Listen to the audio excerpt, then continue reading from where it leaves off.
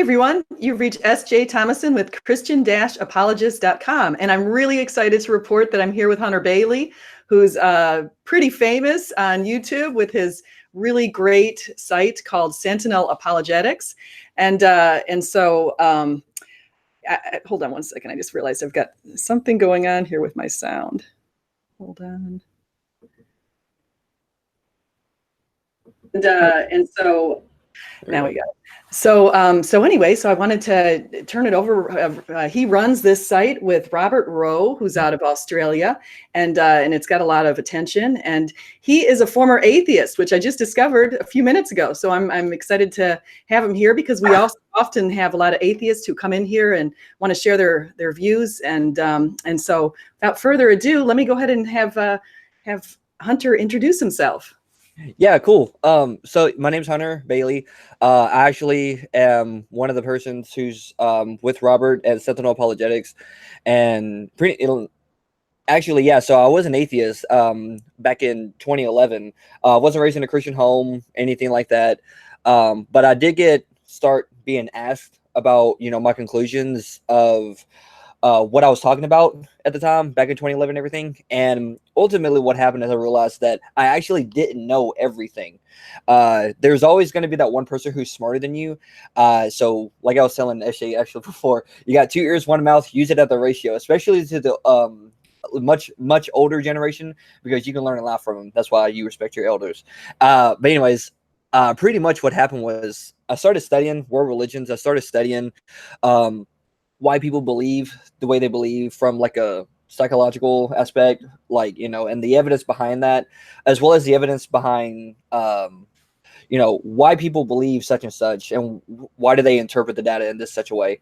So ultimately what happened was I got to understanding, the problems with other religions, and beliefs and such like that. And not entirely overall, like I don't know every single religion out there is in the world, but I feel like I did study quite a good bit within the time span that I had to understand, like, hey, there's inconsistencies, and the thing that actually is most consistent was Jesus and the resurrection, honestly. And that's why I actually became a Christian, was because of the foundation of the resurrection. So since I'm actually focused on that, I actually do plan on studying more in New Testament studies, and focusing more around the plausibility of the reliability of the New Testament, I guess is a better way to put it. And so that's really where I got from to where I am today, from a non-religious background whatsoever to now being a born-again believer in Jesus Christ, who is literally my sole foundation for why I believe in Christianity overall. Is because of Christ. So yeah, that's wonderful. And actually that's a great reason to believe, because that's one thing that distinguishes Christianity from all other religions. So what do you think, how did you come to the belief that the resurrection is true? What did you find to be compelling evidence for that? Well, so I actually did study through what was being said concerning the Gospels, and basically what I found is that they do turn out to be a historiography, which is like a historical biography of a specific person. Now, the debate has always been up to, how do we know who wrote the Gospels and everything? And so, to show that it was actually eyewitnesses and everything, we actually go through church history, and we actually get it from Papias in church history, who was the one who named the people of the Gospel, which he actually got it from John the Elder. And so when you look at John, who supposedly wrote the book of John, and he talks about the people who also wrote the rest of the Gospels, well, you have a first person to actually say, like, hey, I know who wrote these Gospels, and these are the people who wrote them. And when people ask me, it's like, that's, when you look at where Papias at, from Papias' work, we get it from Eusebius, to clarify, just so nobody thinks that I'm dodging or running around or whatever. But in that, we actually showed that we have a reliable connection through who wrote the Gospels, and actually showed that who these people are, who they were traveling with. Like, for instance, Matthew and John were the only apostles, but Luke and Mark weren't apostles. However, where we get from where they're getting their information from shows that Luke most likely got his information from Paul, and Mark most likely got his stuff from Peter. Yet the gospel wasn't named the Gospel of Peter; it was named the Gospel according to Luke and Mark. So if you're going to make up a name, why not just use Peter if we don't know who the names are? So honestly, finding out the reliability of the Gospels, the New Testament, showing that they actually did encounter a person, Jesus Christ. He was alive, he was crucified, affirmed dead, because they actually, when they got the body down, they were sure to find out that he was dead. And then what happened is they buried him. But then after they buried him, they started seeing him alive again. And where he was buried, it was empty. So pretty much given that, and given the eyewitness testimony, and given the historicity behind it in ancient literature, I'm convinced historically that Jesus lived, died by crucifixion, and rose again in the empty tomb. In that and everything. And so that's why I became a believer in the resurrection, because the historical idea that Jesus definitely was resurrected. And that's actually the best plausible answer. When I looked at all the alternatives, they had too many holes, like the swoon theory, the myth theory, the stolen body theory. All of those did not add up like the resurrection did. The only one that gave the best answer was the resurrection. So I'm going to go with the best answer. Yeah, and I agree with you, and I think that that's you kind of looked at some of the minimal facts, I guess you could say, like Gary has done. So I think that that's great. And another thing that you did that I think is a great thing is you each looked extra biblically, and you said, hey, wait a second, if we look at where this information came from, and we look at the early church fathers, and we look at the fact that the Gospels are also many times quoted by the early church fathers. So so I could say that it's very reliable. So I think that. And I agree with you. It's the best explanation for all of the information that we have, and I think it's really powerful. So I'm not sure how people can be denying it.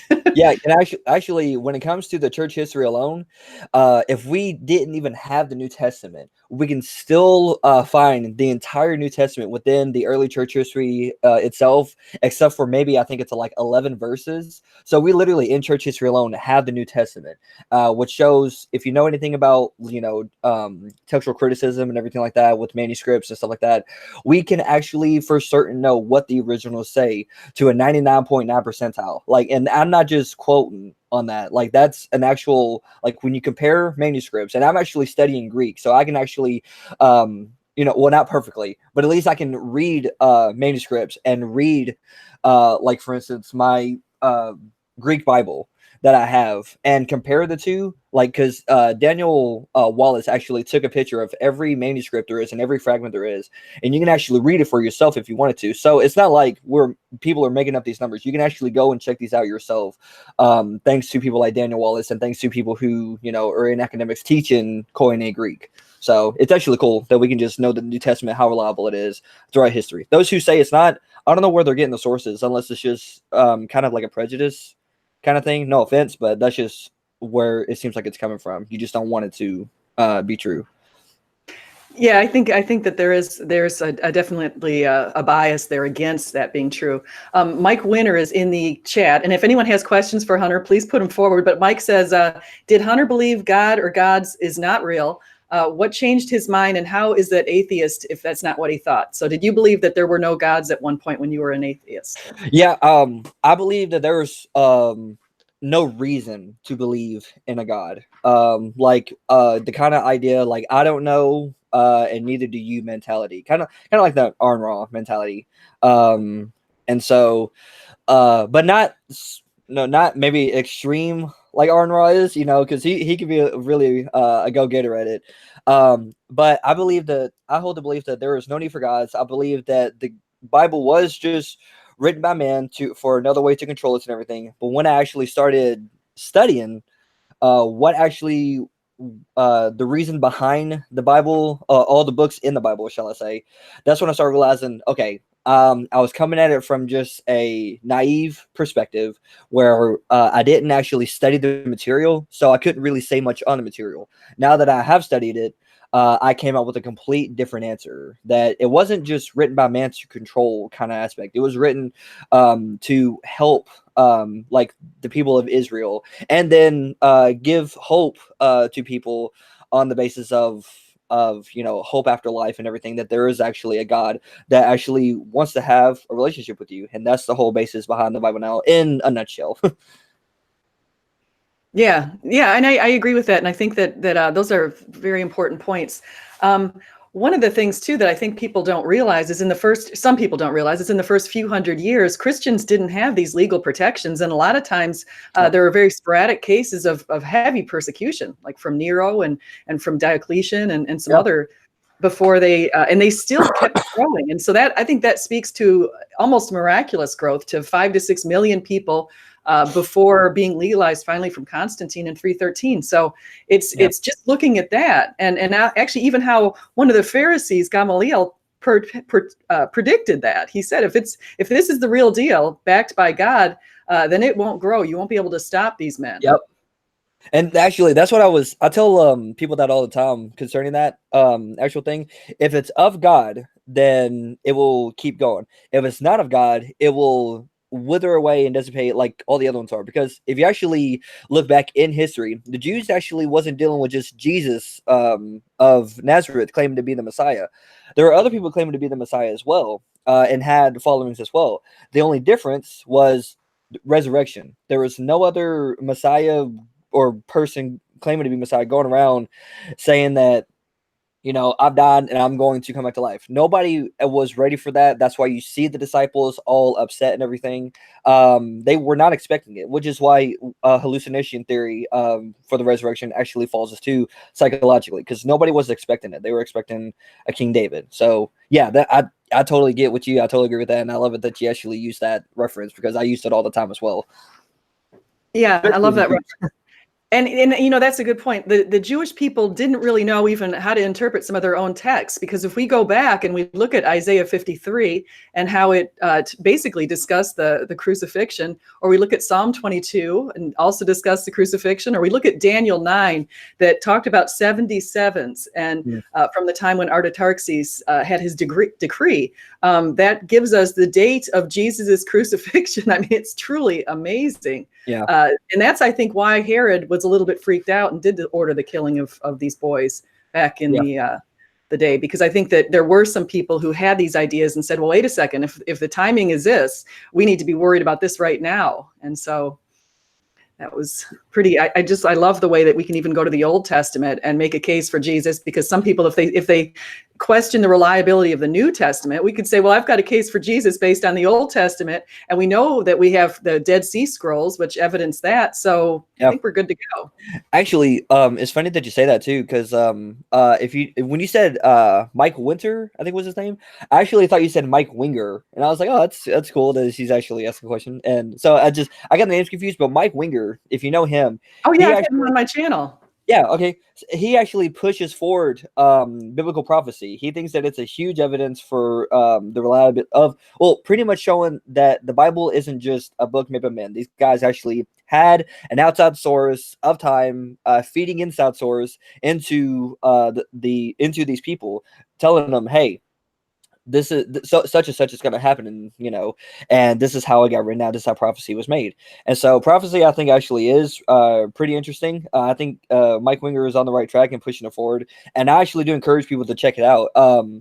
And definitely, see where it gets to and everything. So yeah, prophecy is really good as well. But also, I just had a conversation with, I forgot who it was sometime the other day, talking about Jesus in the Old Testament. Well, if you know about how Jesus is portrayed, he's portrayed as the Word of God. And when you actually look at the Old Testament, like an example is 1 Samuel, the Word of God is actually talking to Nathan about Saul. But what's funny is when Nathan goes back and talks to Saul about what the Word of God says, he calls the Word of God Yahweh.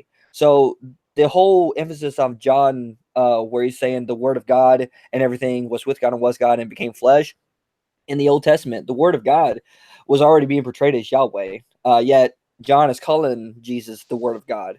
And so I just, Old Testament, if you want to know more about the New Testament, definitely study the Old Testament in a background perspective. That way you understand where they're coming from and everything. Because if you don't understand their background, the culture, and the type of language and everything, you're totally going to miss what they're trying to say and get false interpretations, which is something that I see all the time. And it's kind of actually hard when you have so many people trying to be Bible scholars when they actually don't have the tools of being a Bible scholar. Yet anybody can learn it. I'm not saying that, or that, you need to be a Bible scholar. Anybody can learn it. It's, not hard or anything. Just get the tools. If you're gonna be a plumber, you got to have the tools to be a plumber. You can't just go and just use whatever you think is gonna. You actually have to have the right tools. So I just want to encourage that a little bit. Yeah, and I think that that's a great point. I think going back to the Old Testament is important. And I did watch Mike Winger has a very active YouTube channel. And so listen to his debate or his chat on Daniel 9, because it's fascinating. He does a lot of work on that, just like you mentioned. Yeah. And I think that we could even go back to the Old Testament and make a case for when a lot of the times when the angel of the Lord appears, can make a pretty strong case that that's Jesus. Yeah. Somebody actually just came out with a video on the angel of the Lord being represented as the messenger, or angel being portrayed as angel just means messenger. But at the same time, when you see the angel of the Lord is portraying as the Lord himself is bringing a message. But yet, in order for him to come down, he can't come down in the full glorification of God.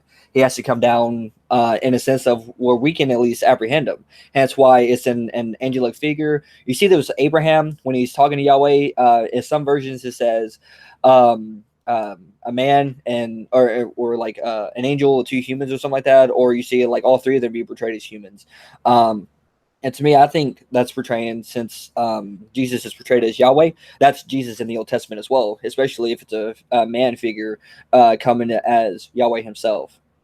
So, and Paul actually emphasizes on that too. So, yeah, and Mike Winger's done a video on that too, just to throw him another bone. so that's pretty interesting. Shout out to Mike for all the stuff he's given us and all the details and everything. He's good. I like that guy. Yeah. Very educational. And I'm looking in the chat right now, and I see Chris Hansen, and I want to say, I wonder if that's biblical history skeptic, because I think it is. And he said sometimes he would like to have a chat on a Hebrew Bible in the Old Testament, because he's studying that. And I think he's about your age too, both in college, both working towards more knowledge. I've actually talked to Chris a bunch of times. He's a cool guy. We've had a lot of great discussions. He's actually agnostic, but it was ironic is that he'll be with me talking about Jesus mythicism. So that's actually one of the things that I focus on as well, because again, the historicity of the New Testament and based on the person of Jesus Christ. So when people are telling me Jesus never existed, and they actually get this from like Richard Carrier or Robert Price, which I actually had a chance to talk with Robert Price a couple of weeks ago, and that was interesting. And these are the kind of things that me and Chris are actually talking about, when we're just bored at 2:00 in the morning and have nothing else to do, So we just literally, Jesus mythicism is one of the things that we focus on. And Chris, he's actually a really smart guy. I love talking to the guy. And I'd invite him on anytime. So Chris, if you ever want to just have another chat, just hit me up. Yeah, I think he does. And so does HistoryNet, which is Luca. So we've got a little crowd here, so we can all get on a channel at some point and do that. So I also wanted to say, actually going back to what you just mentioned with Richard Carrier, I had Chris on my channel, and he basically completely toppled a lot of the stuff that Richard Carrier has been putting out. And so I appreciate that. Even though he's an agnostic, he's out there batting for at least for Jesus's his veracity. Yeah, he's actually one of those that like actually in a sense like look forward to like I want to share him to the world if I could, because he's a rational guy. He talks from a rational standpoint, and of course we may not agree on everything, but still at least the guy comes from an academic source and everything. Like he's not biased or anything.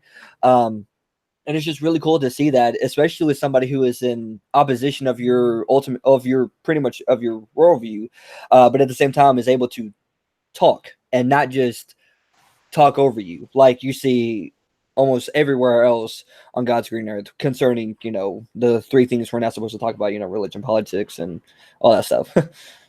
I know. So those tend to be the things that I like talking about the most. Yeah, me too. So, I don't talk about politics quite as much, just because I already have a group of people following me on Twitter to listen to my religious views. They don't need to hear about my political views too, so I usually don't say too much about the rest of my family does that enough for me that I just decided to go the other route. And religion, it's just more interesting to me. Yeah, I agree. My husband's very much into politics. So, and he's on the right, and I tend to be a little bit more on the left. So, so I hear it a lot at home. Yeah. It's so anyway. So, what would you say? Let me ask you this: if there are any other arguments for Christianity that people haven't really considered, one thing that I think is pretty interesting is I had Lydia McGrew on my channel, and she thought that the minimal facts argument is okay, but she thought that even superior argument is the one that she wrote a book on, and she looked at undesigned coincidences throughout the New Testament. Have you done any? Have you looked at that at all? Have you seen any studies on that or that kind of information? I'm not familiar with her too much, but that does sound like an interesting book. You said it was say that again. What did you say it was? Undesigned coincidences. So like you can say you look at a version in Mark, and then you look at Luke, and because you have the two of them, they put each other together and help explain the situation better. Yes. Yeah. So actually I have what it does is like you pretty much, if you have like in any case whatsoever where somebody telling the same story is going to give different details than the other person. And that's exactly what the Gospels do for each other.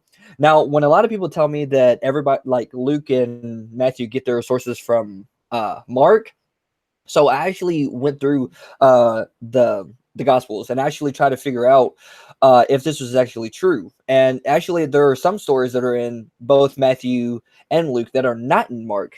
So, and you also have the other source called Q, but we actually don't have that source. So I wonder, like, if somebody's going to say you got it from Luke or Q or whatever like that, you actually have to be able to substantiate that, which I understand. Like, there's a lot of scholars that say that this is the case, but at the same time, if you're going to say like, oh, they just got all their information from Mark, you would have to actually show, but also make it the case that they're not just plagiarizing Mark. You would have to like also show there's differences and everything in that as well. So it's on both sides, you know what I mean? But yeah, concerning each gospel, both of them definitely complement each other.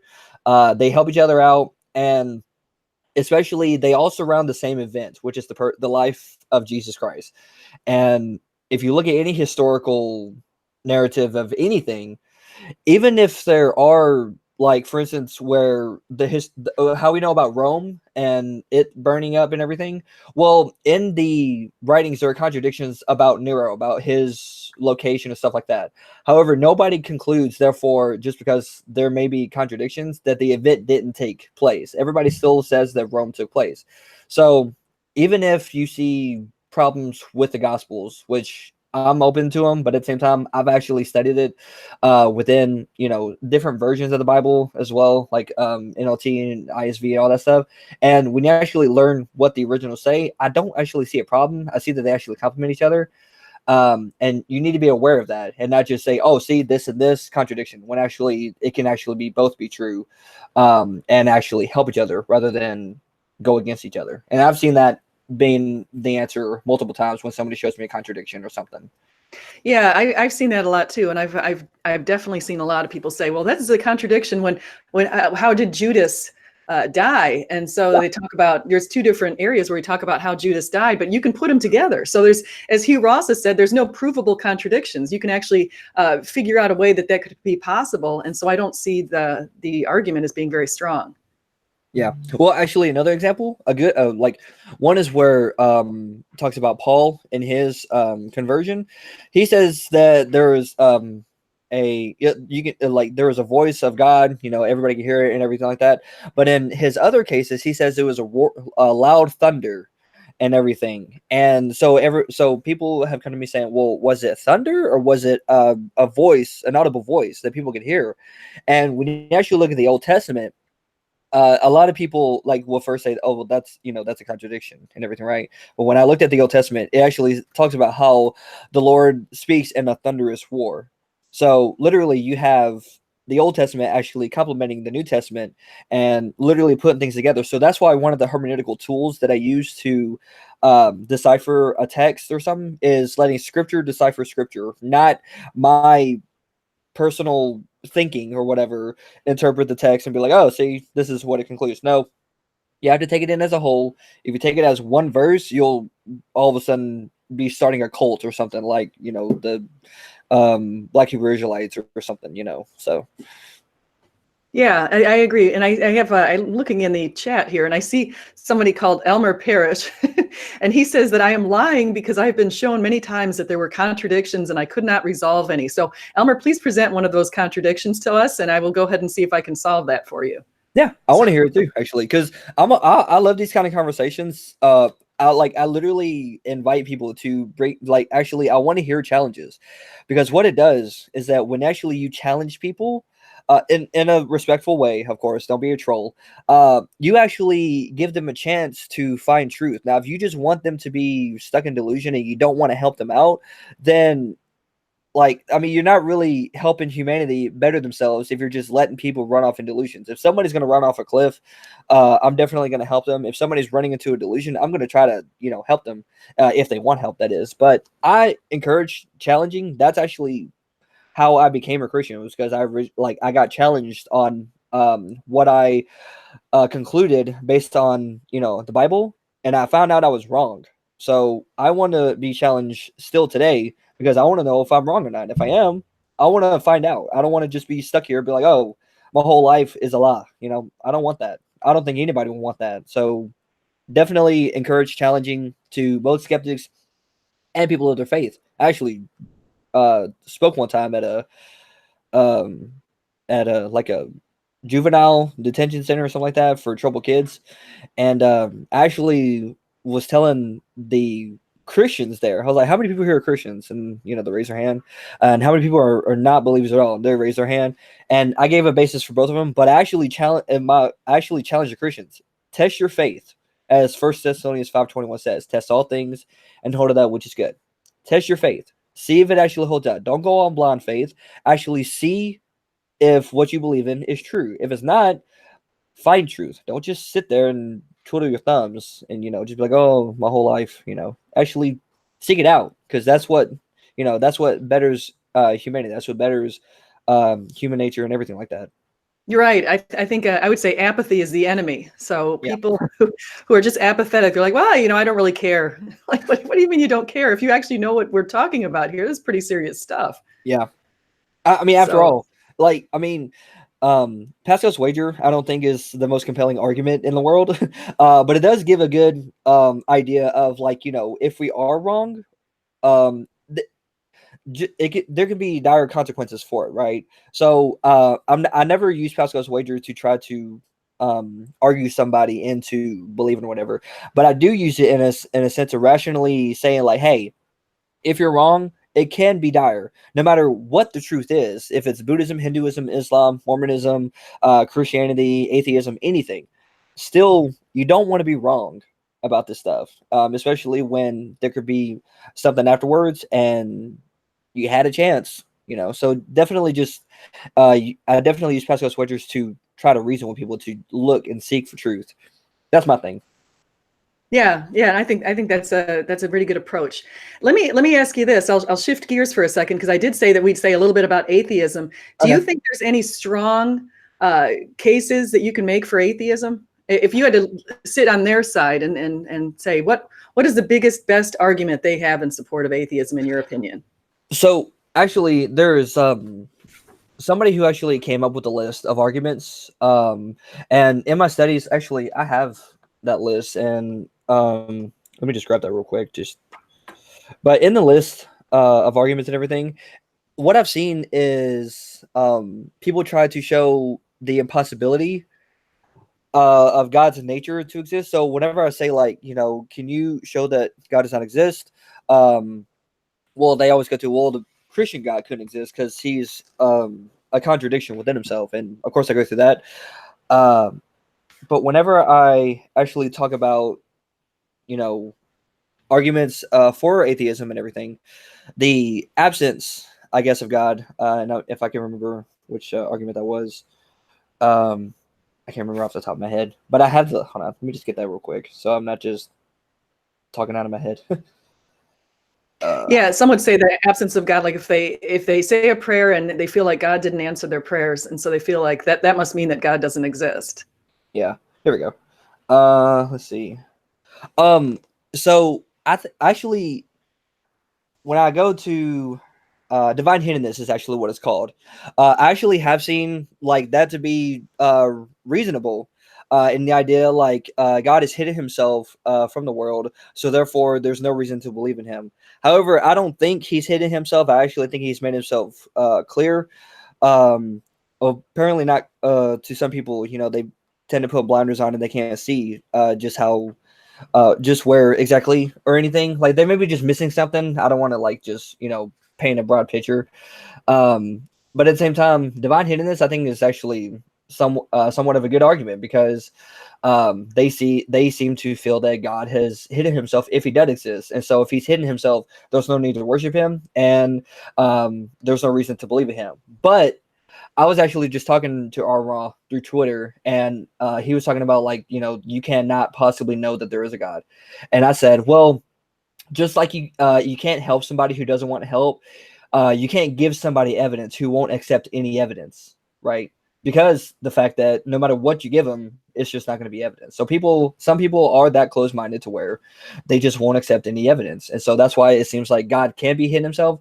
But again, there's so much resource out there that we don't know everything.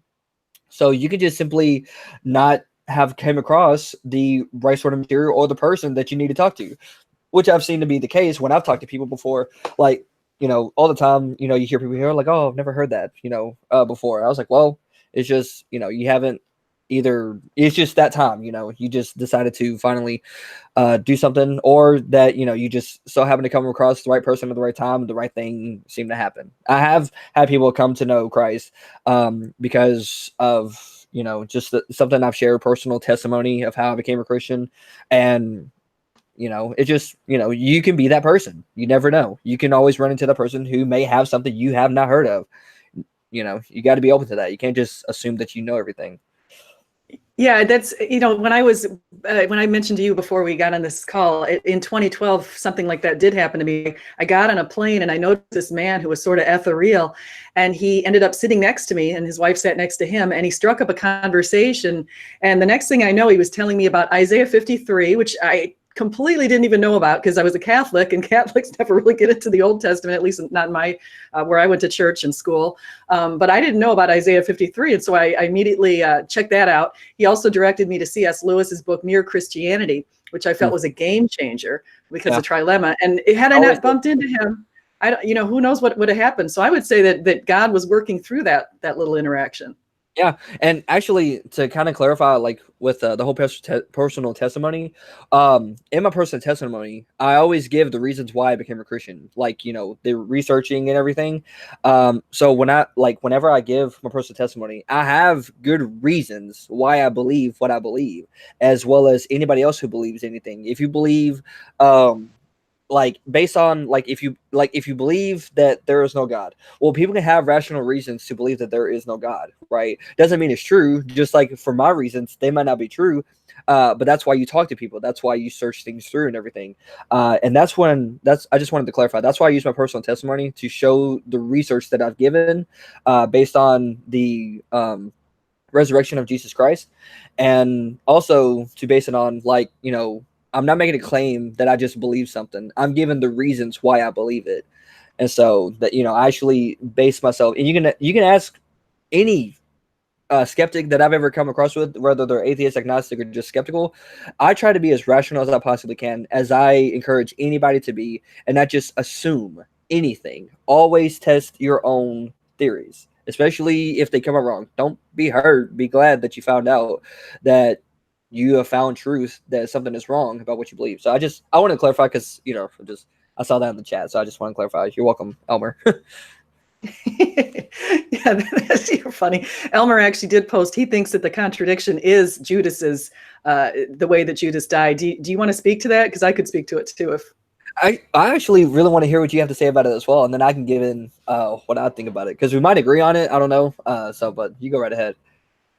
Well, there are different accounts. Basically, in one account, it talks about Judas buying the field, and he paid 30 pieces of silver, basically, and so and then he gave the money back, and he hung himself. And in another account, he basically fell head first. And so my idea to put those two together is I look at the context of the area where Judas would have hung himself and where this whole area could have happened. And, there were a lot of cliffs, there's a lot of hills, there's a lot of different situations. So if he had hung himself, say, in a tree, and the tree happened to be sort of near corner of a cliff, he could potentially fall head first. Maybe if somebody took the rope down, he could potentially, you could see where he'd swing like that. And so I don't think it's impossible that he could have fallen head first, depending on how exactly he hung himself when he killed himself.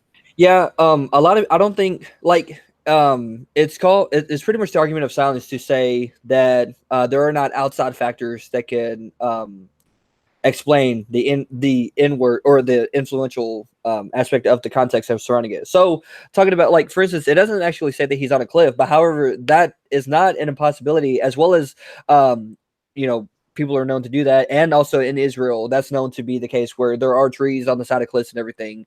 And there have been reports of people hanging themselves from those trees.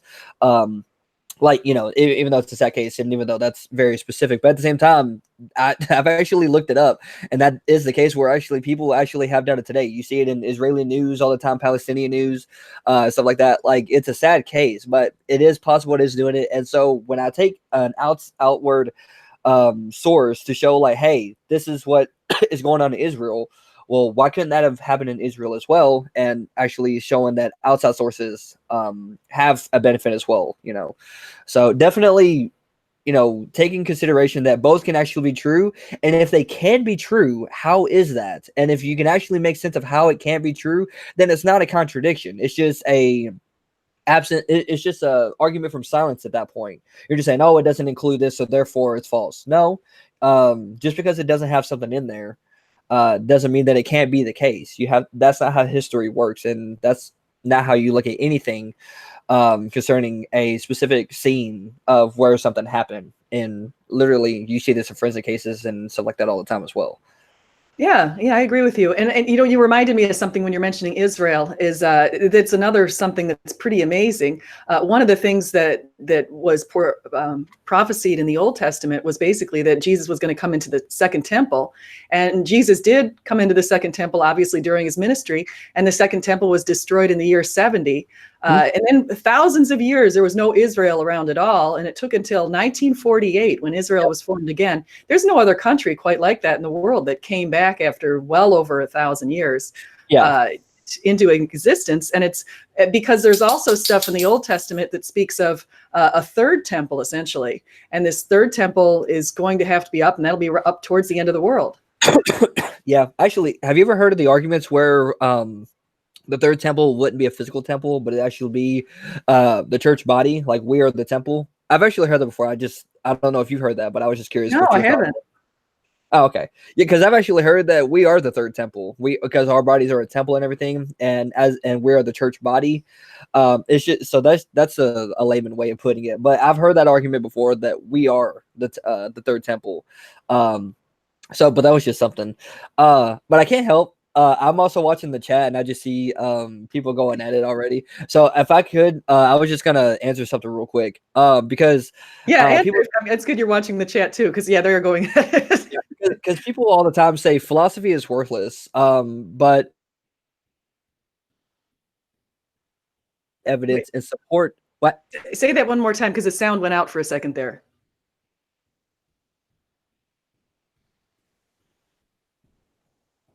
Shoot. Hold on one second. I'm not. There we go.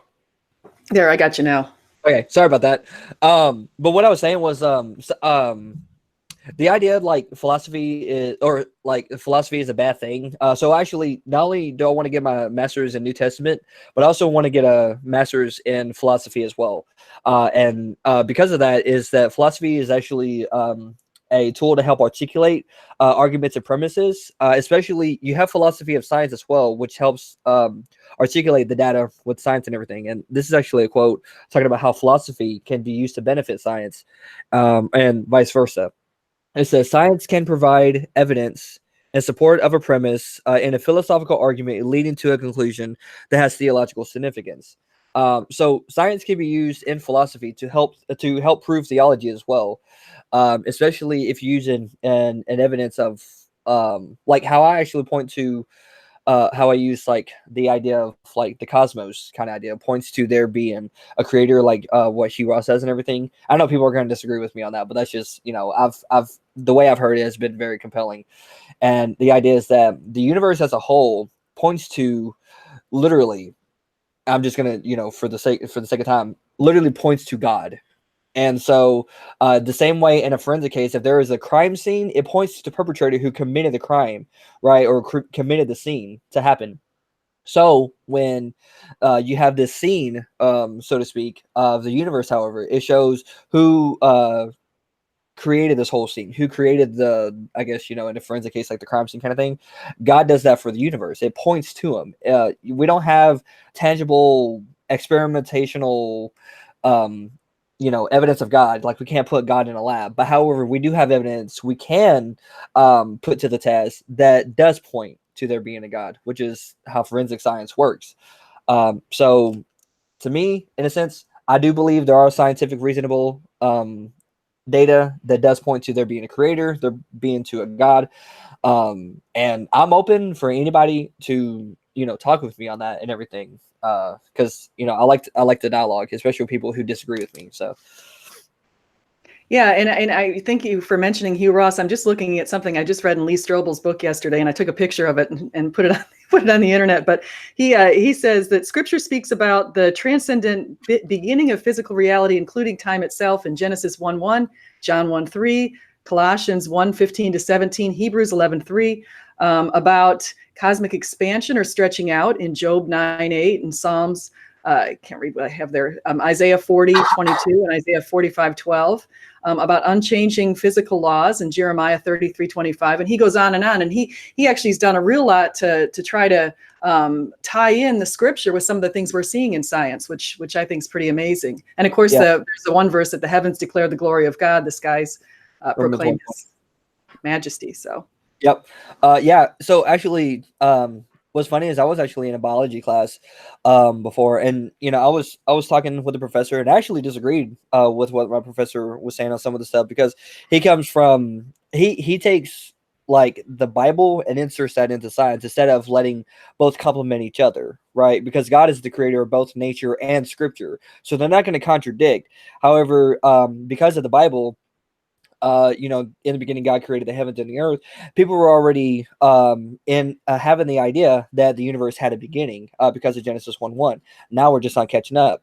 However, we also know that the earth isn't flat, right? And that's based on the scientific, you know, things that we've come up with and things that we found out, and that helped us interpret the Bible to show that, hey, it's not flat, even though there are Jews that held to the aspect that the earth was flat because of the Bible. But now we know that if this is indeed God's word, that's not how exactly God intended it, especially in a sense of like how to relate to a ancient Israelite culture, and then also trying to relate to us at the same time, because it's really hard, especially in language and culture, to relate to 3,500 year difference, you know, over a span of time, and trying to relate to every single culture within that span of time, because time's changing all the time, literally.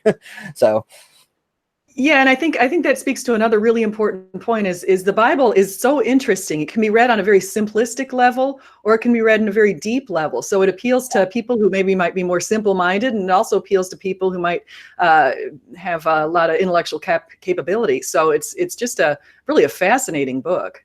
yeah, I agree. And definitely, you know, when my biology teacher, when he was going about how using it and everything, I would actually talk about like with science and everything, and I started getting into like physics and stuff like that, which was interesting.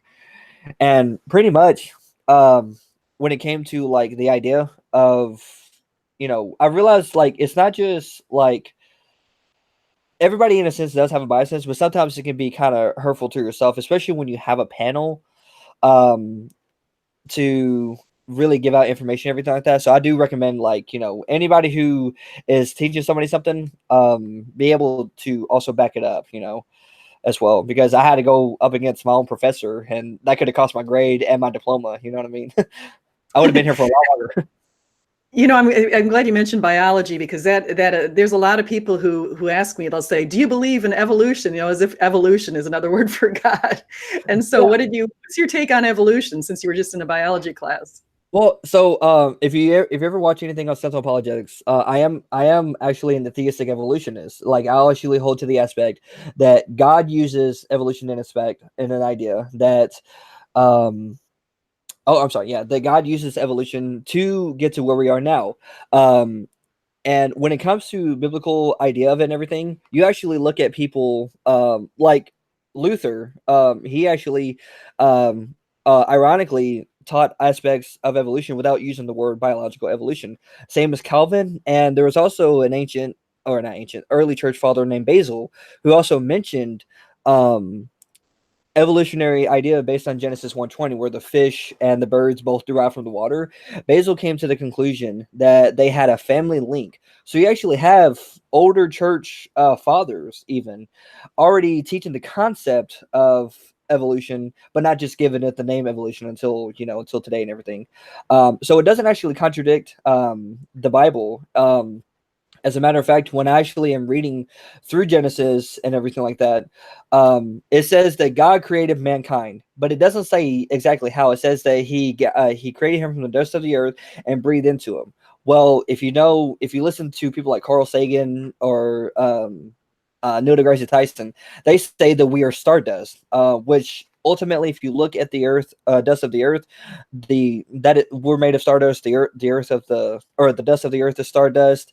So it's not bashing heads against each other with science and everything. It actually congruently goes along with science, and I hold what's called a concordance view.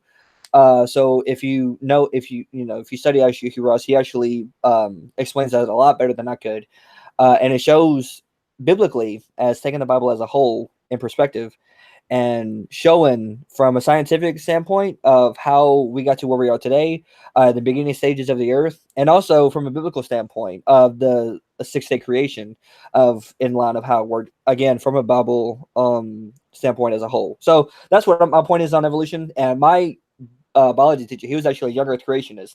So that's where we kind of butt heads. But I never told him I was an evolutionist because I didn't want to fail the class. I'm just kidding. He wouldn't have done that. That is really interesting. A biology teacher that's a young Earth creationist. Well, Wow. yeah, and it was very interesting. I think I was one of those. Um, it was kind of weird. It was actually like I was kind of like in the closet hiding that I was an evolutionist because I didn't want him to automatically challenge me in front of the class. But I did ask him, considering like Noah's Ark, right? How he took the aspect of Noah bringing two of every kind of animal onto the ark and everything, and then this is where all the species come from. And I asked him, I was like, to kind of put in from his perspective, if adaptation, of course, is true and everything, and you have different kinds of dogs and animals and cats and all these sort of things of animals, how is it that if the Earth is 4.5 billion years old, how is it that if we go longer in time, that's just not the adaptation that's happened over time? Given that you believe that Noah's Ark was only like 4,000 years ago, so given 4 billion years, in 4,000 years, if you get all of these different kind of animals from just two, imagine how many more you can get from 4.4 billion years ago. And so he actually turned around and started strawmanning me a little bit. But I was like, no, I'm just talking about adaptation, not bringing in new information, which is what he was getting on to. I was like, no, I'm just talking about the information that's already there that's adapting over time. It's just a longer period of time. Now is biological evolution impossible? And what's ironic is that he actually said, I don't know, and real quickly moved on. So I don't know what that was about. But at the same time, I wasn't just gonna let the guy have a panel and what I deemed was false to just go with it, because if I think somebody's false, I want to correct them, just as if I'm false on something, I want somebody to correct me as well. So Yeah. that's Now, do you go to a Christian university? Yep. Okay, because I was just wondering. I'm still thinking about the young Earth creationist biologists, because I don't even know if I know any young Earth creationist biologists. So Yep. um, and I wanted to say, did you see what Mike Winner wrote in the chat? Where at? I didn't. Philosophy is useful, but you should also basically have empirical grounding, something like that. So Yeah. do you agree with that? Wait, say that. Philosophy is what? He said philosophy is useful, but you should also pay attention basically to science, as I think I was something like what he's saying, or have some empirical grounding for a lot of these issues that are out there. I think I go back to what Einstein said, and he highlighted the value of philosophy in conjunction with science. And so I would say that to understand science, you actually would need some philosophy. And I agree with you that that's a really important subject. And you kind of remind me of inspiring philosophy. You know that guy, Mike? Yeah. Yeah, me and Mike were actually pretty cool. I actually got to interview him on Sentinel as well, and he's just an all-around guy. We talk from time to time, through Facebook and stuff. But yeah, he's a cool guy. I like him. Yeah, that's good. So I'm trying to see if any of you in the chat have questions for Hunter, just let me know, because we're here. So yeah, well, also to actually, I do believe that you definitely need to have a solid foundation on which to stand on. So here's actually, I have a question for you, because you're a Christian, and I ask every Christian this. Do you believe in Jesus Christ because of the Bible, or do you believe in the Bible because of Jesus Christ? I believe in the Bible because of Jesus Christ. Yeah, and what's funny? A lot of people will say they believe in Jesus Christ because of the Bible, and I was like, so you believe in Jesus Christ because of people wearing things over their faces or things over their heads, as Paul talks about in Corinthians and everything? Like, you believe in Jesus because of that, like, or do you believe like Jonah and the getting swallowed up? Yeah. Because of Jesus, or because of the Bible, or do you believe in Jesus because vice versa and all stuff like that? So I always ask that. Actually, in my school, I do play devil's advocate a lot. I can literally bring in any of my guys who live in the dorms with me. This is actually my dorm I'm in right now. I know it looks like an office, but it's actually my dorm. And and I always ask them the hard questions that I used to ask as an atheist, but also the newer, more thought out questions that I get from skeptics all the time. And it's actually kind of interesting to find out that a lot of people are going off of the basis of just what they've been told within a faith-based religion, and also within a non-religious background. Like, a lot of people just go off of what other people say. They actually don't look it up themselves. You're right. And it's led to, it's actually tragic, because I just saw a statistic yesterday that 70% of people in college leave their faith, leave religion, and a lot of them don't come back. So yeah. And, that street epistemology. I've had Anthony Busco kind of tagging me on Twitter a little bit, and I know he goes around to college campuses riding his bike and with a go cam, filming people as they're not able to respond to why they believe. Actually, I've actually always wanted him. If I could ever run into him by accident, I would always love to have a conversation with him on the street. Just be that one guy encounter where I can be like, what's the probability of this being true, or how certain are you, stuff like that. So I've actually, thanks to Doug and Pine Creek and everything I know about street epistemology, and that kind of opened me up to actually better myself in epistemology on how to attain knowledge and how it's reliable, based on like not even coming from a biblical perspective of made in the image of God kind of thing, like presuppositional apologists use. But I kind of try to use it in I try to be more relatable to the person I'm talking to. So I try to come from their, I guess, their background, or where they're coming from, or their level. As Paul talks about, to the weak, be weak, to the strong, be strong, to the wise, be wise, to the lame, be lame. That way you can reach and grow the kingdom of heaven. And so I always try to come at the level that the person I'm talking to is coming from. Otherwise, you're never just going to reach the person. If you're talking, quantum physics to a 2-year-old that doesn't even understand how to talk, it's practically, is what I'm talking about. You're right.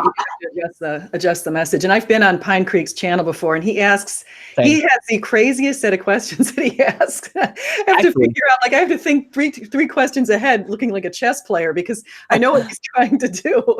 And so it's very hard to talk to him. He's probably the most challenging person I've ever talked to. He's a cool guy to talk to. I came onto his channel. He actually called me.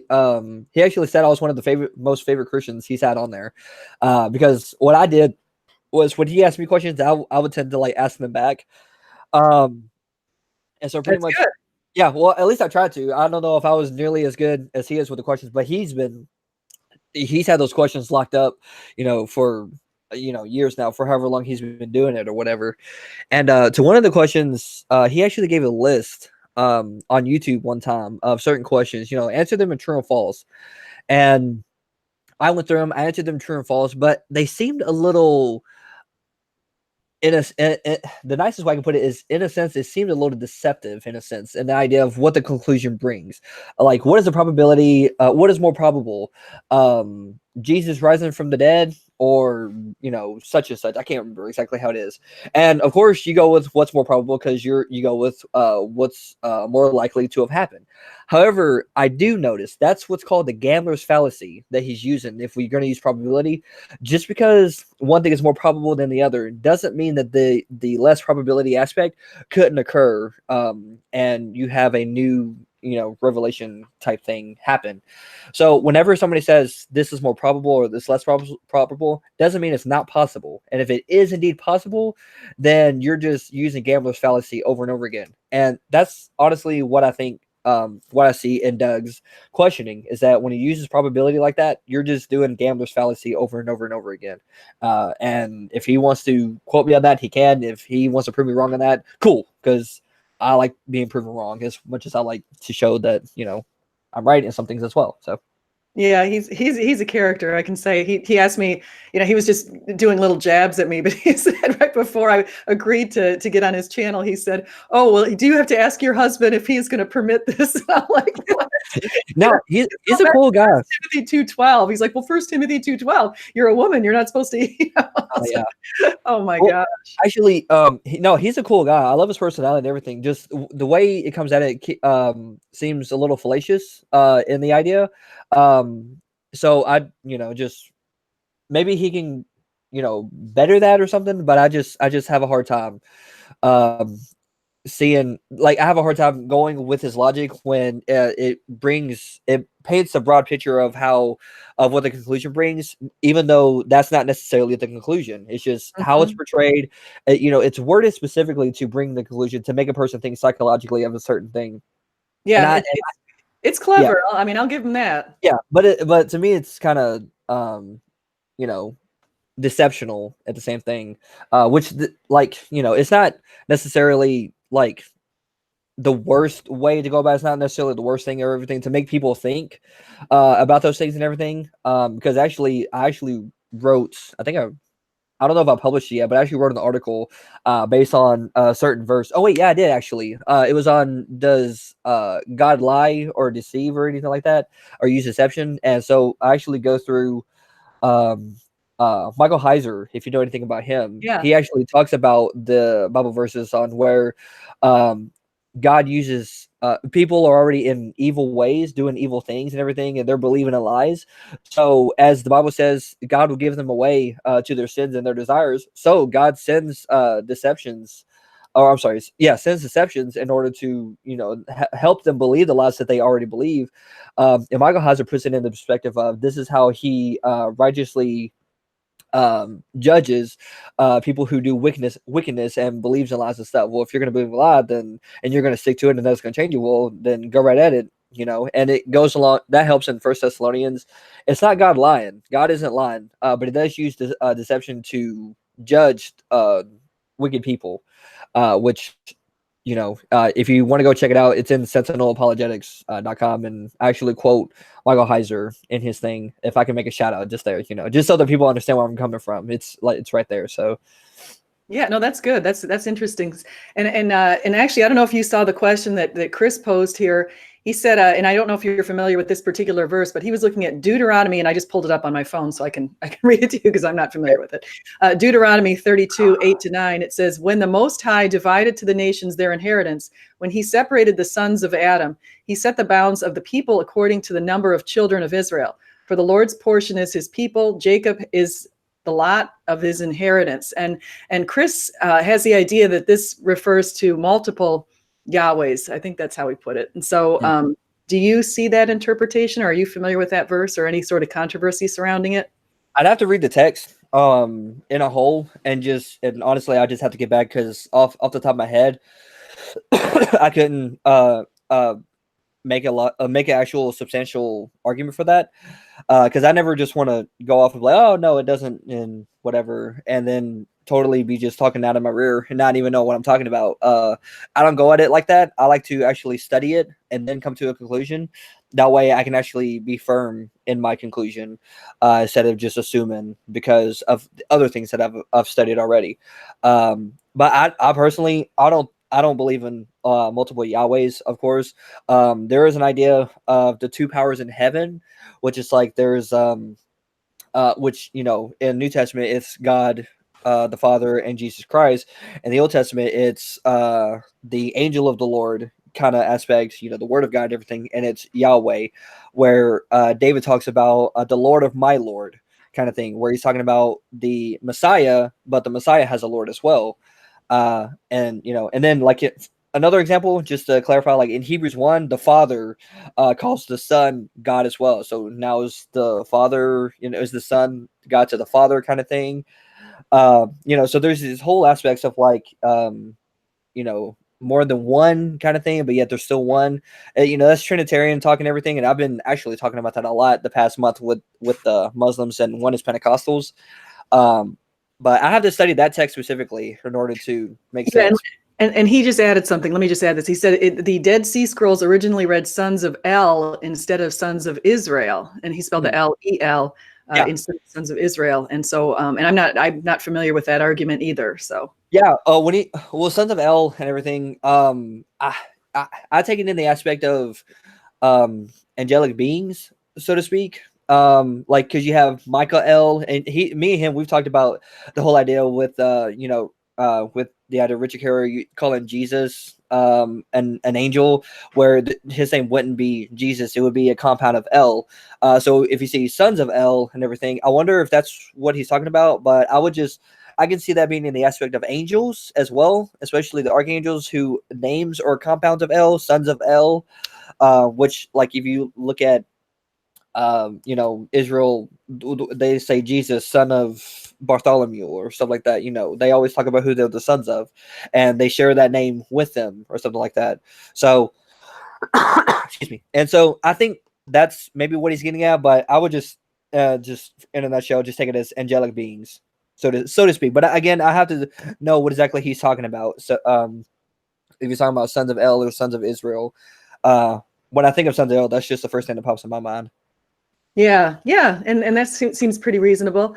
Let me ask you this: I think I've seen you on Twitter a lot, and I wanted to know, how have your interactions been with people who don't believe what you believe? And you said you interact a lot with Muslims and with atheists. Just curious to hear how that's gone. Like, do you feel like you've changed any minds, or you're just sort of planting seeds, or what are you doing? Well, actually, the whole Twitter war thing is new to me, just being honest. Like, I'm having conversations, like, just today, or actually the past 2 days, I made a post based on the lack of belief, atheism, and then switching the roles and using it for theism, which I lack a belief that God does not exist, right? But yet, whenever I use that, oh yeah, you tagged Aaron Ra. Yeah, remember that. That was right. And it's funny. People are actually messaging me saying like, "Hey, he's a hard hitter. He's a heavy go getter, and he's like." People are telling me like he can be like dishonest and stuff, or he can he doesn't equal out the same kind of standard on himself. But me, I've actually gotten a chance to talk to Ard Raw. Like one time, I randomly called a group on Google Hangouts, and he would just so happen to be a part of it, and I had no idea. So when I called, just because I was bored at 12 o'clock at night, Ard Raw was the only one that answered. and I see a lot of his home videos, and you know, it's just a side story. He does a lot of food critiquing on his live Facebook posts when he's hanging out with his family, and so I've noticed them. And I'm originally from Memphis, Tennessee. If you know anything about Memphis, they have the best barbecue in the world. I don't care what y'all say. Okay, Memphis has the best barbecue. And I was like, you should go to Memphis and try the barbecue. And he was like, oh yeah, I'll have to do. I was like, I even, you know, if you want, I'll buy it for you. You know, we'll go up there, we'll grab some barbecue.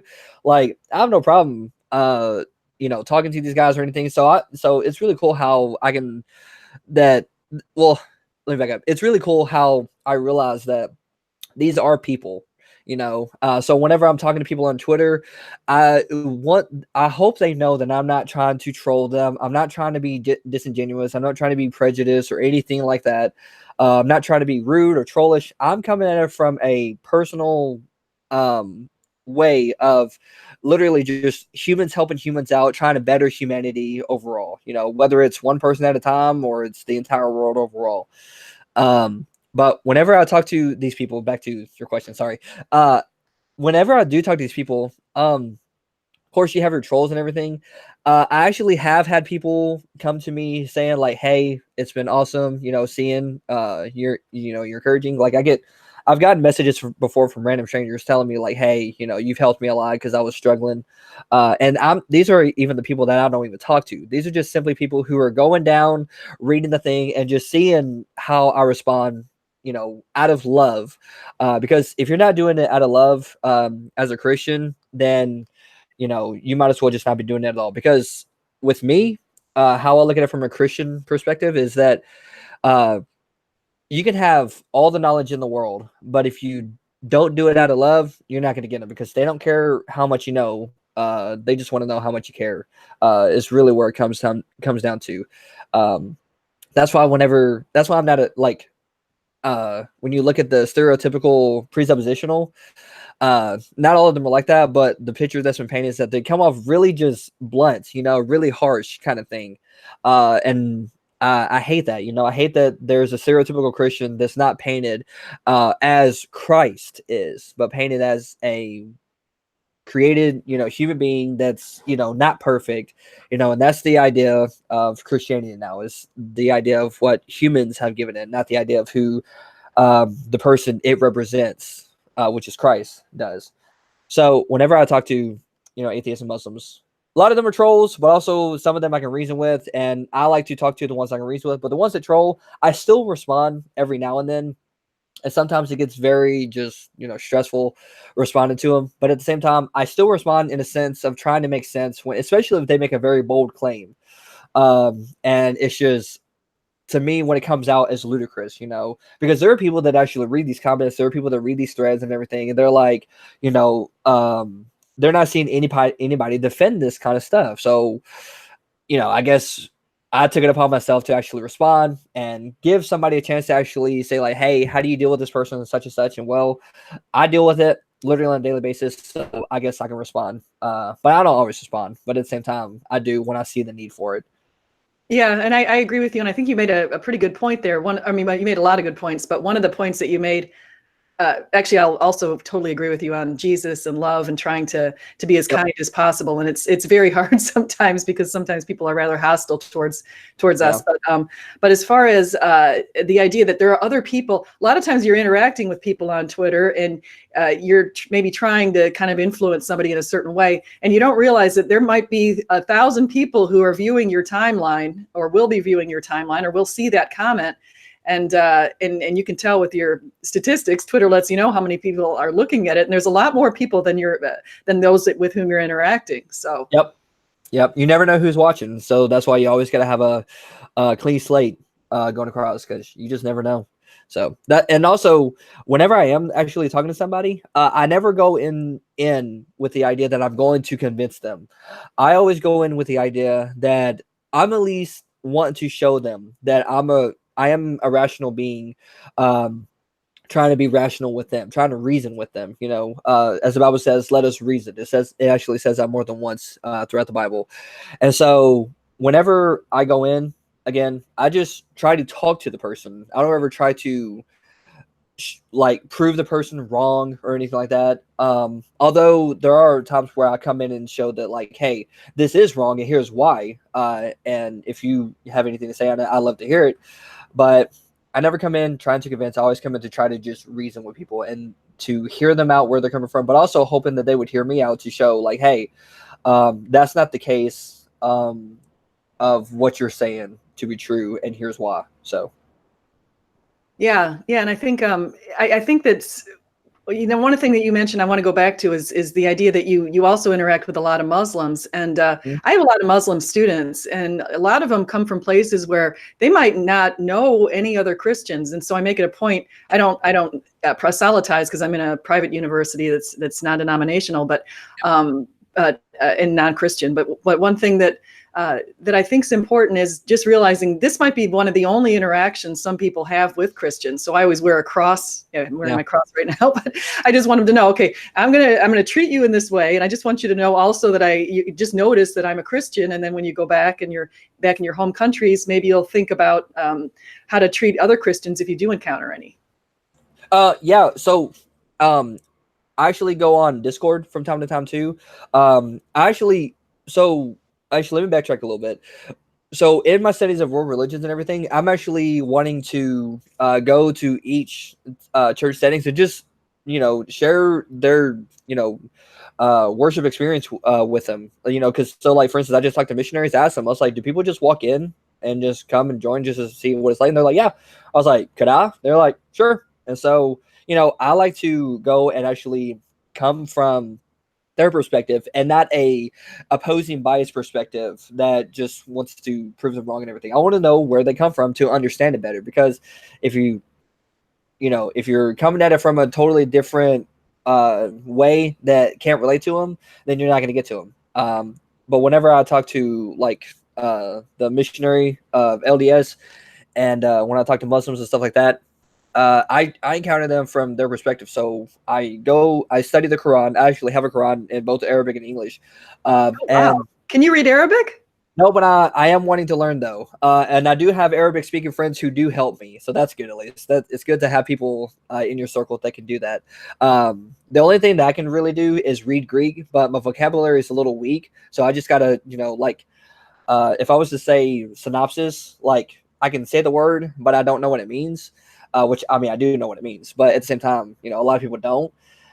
If I read a Greek word, like my vocabulary is just bad to where I don't understand the word, but at least I can read it, so I just got to brush on my vocabulary. But when I talk Greek at all, I can't read Greek. It's all Greek to me. Actually, I studied it. It's actually very similar to English, which is what helped me understand it better. Because we have the alphabet. And then if you know the Greek alphabet, the first two letters is alpha and beta, alpha, bet. So we actually get our language from the Greek, mostly. And so when I learned that, I was like, I just try to relate it to English. And it's actually not too hard, especially when you're just trying to get the idea down. Or, I'm sorry, get the language down to read it. But anyways, getting back to, I know I go off the rail a little bit.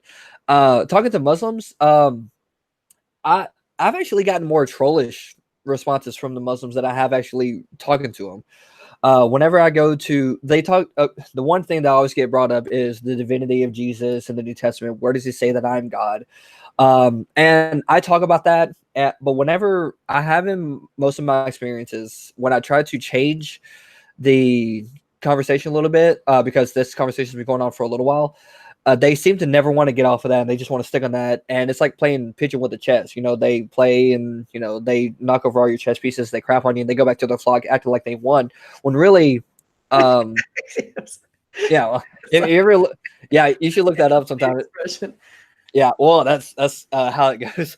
And pretty much whenever I'm conversing with Muslims, that seems to how it is. It's always just a one-sided conversation. It's never open to anything else. Because there's a lot of discrepancies I have about the Quran that I've always been trying to get from Muslims. And I haven't really gotten an answer, and I'm wanting to find answers if they have any, otherwise I'm stuck with these discrepancies about the Quran, and I'm just stuck with believing that they're discrepancies. I haven't seen any logical answers to it or anything. Do you care if I just give an example? No, do. And you're reminding me, I just let me put this quick plug in here for David Wood, but he does a really good job in his many YouTube videos on dealing with a lot of the discrepancies in the Quran. Yeah. So actually, he's really, I like him a lot too. He's a cool guy. But one of the discrepancies I get is, for instance, where the idea of Jesus in the Quran, he's a young guy or a young boy, and he creates a bird out of clay. And so whenever you just look at the Quran as a whole, it's the eternal word from Allah. And everything about it is true and everything, right? Everything about it is correct. There's no ifs, ands, or about it. However, when it comes to that story, we actually know where it originates from, and actually know that it isn't true because it comes from the Gnostic Gospel of Thomas. And so whenever we see that it comes from it started off in a historical narrative that turned out to not be true, then we can conclude that the Quran isn't true. Because, if you know the Quran challenge, if you can find one error in it, or if you can find anything more beautiful than anything, the Quran isn't the word of Allah. So I found that, and I found more than just that one, where there's a forgery story that isn't true that made its way into the Quran, and so therefore I have to assume that the Quran plagiarized that from the Gospel of Thomas, and therefore it isn't true. Yeah, because of course it isn't true.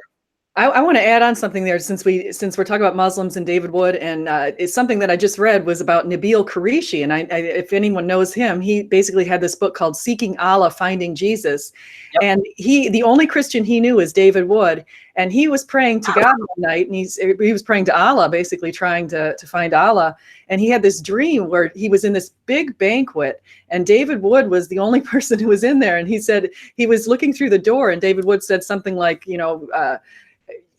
we didn't think you'd show up, or something like that. And so he realized, well, wait a second, what does this all mean? So as he woke up in the morning, he went and asked David Wood what he thought it meant. And David Wood pointed him to a verse in the Gospels, basically about the banquet that the Lord is going to have. So that's pretty amazing. Yeah, actually, man, God rest his soul, Nabil. But Robert actually knew him. So he talked about how they used to be on, I forgot what chat it was, but they actually used to talk to Muslims on some sort of social chat and everything. And so Robert actually got a chance to talk with him before he passed away and everything. So actually, I love Nabil Qureshi, and I love really the people that he was surrounding himself with as well. Because Nabil, he actually did a lot more than what people realize he did. So I do recommend that book too. I actually just talked to a Muslim missionary just the other day, and she told me about the same book. I actually haven't even read the book yet, but I've listened to Nabil for a few years now, and I always hear that book, and I need to get that book. Yeah, and he said one of the reasons that he came to Jesus, aside from that dream, which I just found out about, and I haven't read the book yet either. I have to go get the book. But one of the reasons he came to Jesus was because he looked at Jesus's lifestyle and compared it to Muhammad's lifestyle. And Muhammad had numerous wives, including one he married when she was 6 years old. So just that whole kind of lifestyle is a lot different. So I think that's actually where, if you go on YouTube, where David Wood was on Jesus versus Muhammad. I'm not sure, and this is just hearsay, but that's actually where the idea came from. Was from Nabil Qureshi comparing Jesus to Muhammad, Jesus versus Muhammad. That's just something I heard. I don't know for sure or not, but I just thought that was kind of cool as well. Oh yeah, that is cool, and I agree, Utopia Buster. Ravi Zacharias is a beast. I love Ravi Zacharias. I listen to him sometimes if I want to hear good stories, because he seems to have a zillion good stories that really are relatable. Yeah, Ravi's awesome. I've seen a lot of debates with him as well. He's cool. Yeah. So would you like to, maybe we should start to kind of wrap this up a little bit. Do you want to let everybody know how we can find you? Yeah, so you can find me on with Sentinel Apologetics. It's Sentinel Apologetics on YouTube, sentinelapologetics.org. We also are on Discord if you want to come in there and chat with us. I love chatting with people all the time. Literally, that's practically like I love people. So you can find me there. You can find me on Twitter with Hunter Bailey. If you want to, you can. I'm sure you can search through SJ's followers as well, and you'll see me on there. So I'm not on there way too much, but at the same time, I get notifications and everything. So that's where you can follow me. But definitely go check out Sentinel Apologetics. I love to hear people's feedback on stuff, especially if they have any oppositions or they have any questions. You can also reach us out in Gmail, which is also on the website. So just, come and hang out. I just, we're not getting paid for this stuff. We're not getting anything from it, but just, sharing truth and handling it with precision, which is kind of what we try to do and what we're about. Yeah, that's fantastic. Now, how often are you on Discord? You said you can find you on Discord having these chats. I'm on, I'm only on Discord when people take me to Discord. Other than that, I'm normally in school or I'm studying in my dorm. But on Discord, you can always tag me or something like that. You can always private message me. I don't care. Like I said, I love people, so I'm down to talk to anybody and everybody anytime. So. Yeah. And so you've said a lot of really good things today, and you mentioned I want to have to try some of that barbecue sauce from Memphis. Yeah, for real. If you ever go to Memphis, if anybody ever wants to go to Memphis, y'all just let me know and I'll hook you up because I know some good places. Oh, that's great. That's great. And so you're finishing up college. When do you get out? So I actually got one more term left, and then I'll be going straight for my master's, and then hopefully, I actually want to do 2 masters.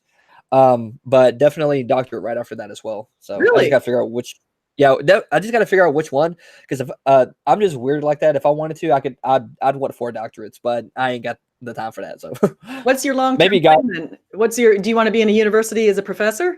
Yes. I want to be a professor. I want to teach. I like to. I think it'd be really cool to do debates. They're just so interesting to me. In a moderated, on a live panel with, within some place or whatever. It's just stuff that I think that's actually super cool. And I would love to do. But my goal is to be a professor. That is, you have to do it then. If you want to be a professor, I will tell you, speaking from the view of a professor, it's the best job in the entire world. And I honestly don't think there's a better job. It's fun. You go in there, you're energized by seeing students. And then I also love to do research. So doing the research is just an absolute blast. And so, and I know you like to do that too. So it sounds like this is just a win-win for you. Oh yeah. Like, I'm doing it. I don't care what anybody says. I'm doing it. Ain't nobody gonna stop me. The one hard thing about when you're choosing your doctoral, if you do decide to go into Bible studies, for example, they're going to force you to know a lot of languages, and it can be very hard for people. Fine with me. I'm down. I'm actually my girlfriend. She's actually trying to learn Greek and Hebrew right now as well. And so what we actually want to do is learn it so well that we can actually converse with each other, like going out to eat or something like that. It's just, so I'm totally down to learn different languages. If I want to learn every language there is in the world, honestly. But I got to get down Greek first, because that's what I'm trying to do. Oh, that's fantastic. And I wish you well in your studies. I can tell you a PhD program itself is pretty much a bear. You're going to be tortured for 2 years. Go through a comprehensive exam. It's entirely, you're going to use every moment of your time to be studying. It's crazy. Yeah. So that's what I hear. But it's worth it. So yeah, it's a lot of fun. Well, great. Well, so thank you so much for coming on, Hunter. I really enjoyed talking to you. And I want to say hi. JMD Apologetics is in the chat. We've got Krog Nightwolf, Chris Hansen, alias fake name, Mike Winner. Just looking at people who are in here right now. Utopia Buster. So we've got a lot of good people in the chat. Thank you so much, everyone, for coming by. Did you want to add anything else on, Hunter, before we tie this up? God bless your socks off. I'll say that. God bless your socks. My professor says that. I'm stealing that from him. Oh, that's good. That's good. Would you actually, let me ask you one last question. Would you prefer to teach in a Christian university, or would you try to teach in a secular one? I'm actually open to both. I actually do think both schools have its benefits, but I'm willing to do both, honestly. There's no limit. Yeah, be flexible. I've noticed a lot of, there's a few different places that I have a lot of, I've been talking to people from in Southern Evangelical Seminary, Houston Baptist. I talked to Mike Lacona there, for example. And then Biola has a lot of people, a lot of famous apologists. It's like it's a big hub of famous apologists at Biola, and actually also Houston Baptist. But Yeah, I've actually been looking at Dallas Seminary with because of Daryl Bach. He's actually one of my most I guess he's the one that's really encouraged me to go into New Testament. Daryl Bach, and Mike Lacona, Gary Hamas, but also and Daniel B. Wallace is another one. But definitely they've inspired me to go and check out the material myself for sure. So I've actually been looking at a lot of colleges that those guys are affiliated with. But I'm open to, like I said, I'm open to actually teaching it secular or Christian, whichever one. There's no limit to teaching. So Let me ask you this one last question. I mentioned before my affinity for mere Christianity. If you had to recommend one apologetics book besides the Bible, if you recommended one book for people to read who are listening to today, what would you recommend? ooh, gosh, that's actually a hard one. There's You would probably a ask lot of that. Yeah, well, if you actually look over where I keep my bookshelf is so full that I have more books on the side of it and on the floor stacking up next to it. That's bigger than my bookshelf. I need a new bookshelf. See, So I if do anybody too. wants, My bookshelf is double stacked with if anybody wants to donate one, I'm willing to take a blessing. I have no problem with that. But actually, anything recommended by Mike Lacona, Daryl Bach, and there's actually one by David De Silva. He actually he comes at it from a different perspective with ancient Near East and everything. I recommend him too because a friend of mine actually gave me one of his books, and I loved it to death. So I really do like those books. Since I focus more on the New Testament, so check out those guys. See what they have, and yeah. Oh, that's great. That's great. And I'll recommend just one. I recommended this before, but I just happen to have it sitting here. Is How Christianity Changed the World by Alvin Schmidt. Really Okay. good book. Amazing stuff in there. So, and I just finished Lee Strobel's Miracles book, which also I'll recommend that too. And anything, I love the same people that you've mentioned, except for the last one I don't even know. So I'm going to go look at De Silva's stuff. David De Silva, yep, that's a good one. What's funny is my professors actually recommend him, and a lot of people actually don't even know who he is, which is sad to say because I think his material needs to definitely get out there a lot more. So I'd recommend De Silva for sure. Good. I'm looking for another book. So there you go. All right. Well, thank you so much, Hunter. I'm going to go ahead and I'm going to stop the broadcast. Okay. Well, God bless y'all. God bless your socks off. God bless you too.